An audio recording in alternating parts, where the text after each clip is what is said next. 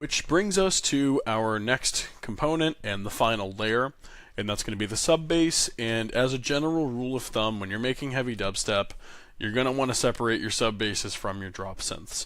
Now, 90% of the time, whenever you listen to a heavy dubstep track, or even just any sort of heavy bass track, any bass music in general, you're probably going to be listening to something that has its own sub channels and its own bass channels.